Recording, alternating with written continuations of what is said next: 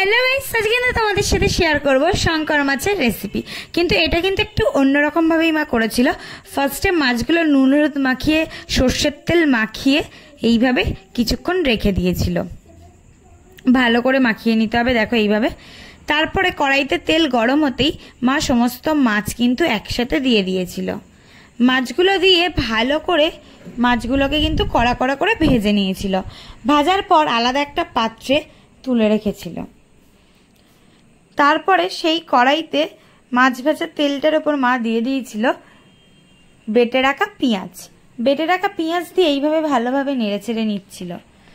ভালোভাবে ভাজা ভাজা হয়ে গেলে তার উপরে দিয়ে দেবো রসুনের পেস্ট, আদার পেস্ট পরিমাণ মতো দিয়ে ভালো করে মশলাটাকে নেড়েচেড়ে নিতে হবে। রসুন আদার পেস্টটাও একটু ভাজা ভাজা হয়ে গেলে দিয়ে দেবো পরিমাণ মতো হলুদ গুঁড়ো, পরিমাণ মতো লঙ্কার গুঁড়ো দিয়ে ভালো করে মশলাটাকে এবারে কষিয়ে নেব। মশলাটা ভালোভাবে কষা হয়ে গেলে অল্প পরিমাণ জল দিয়ে আরও একটু ভালোভাবে আমরা এটাকে কষিয়ে নেব।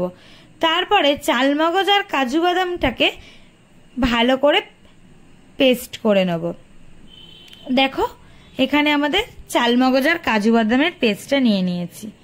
তারপরে মশলাটাকে অল্প পরিমাণ জল দিয়ে এইভাবে নেড়েচেড়ে নিয়েছি। আর জলটা যেই ফুটে উঠেছে আমরা ভেজে রাখা শঙ্কর মাছগুলোকে দিয়ে দিয়েছিলাম। 15 মিনিট চাপা দিয়ে রাখার পর দেখি শঙ্কর মাছগুলো একদম সিদ্ধ হয়ে গেছে। তারপরে আমরা করে রাখা কাজু বাদাম আর চালমগজের পেস্টটা দিয়ে দিয়েছিলাম। দেওয়ার পর মাছগুলোকে নেড়ে ছেড়ে আর একটু ভালোভাবে কিন্তু আমরা ফুটিয়ে নিয়েছিলাম। অলমোস্ট আমাদের রান্নাটা রেডি হয়ে এসছে।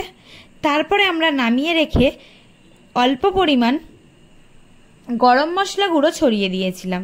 দিয়ে ভালোভাবে নেড়ে ছেড়ে নিতেই রেডি হয়ে গেল আমাদের শঙ্কর মাছের রেসিপি। এইভাবে ট্রাই করে দেখতে পারো, সত্যিই ভালো লাগবে।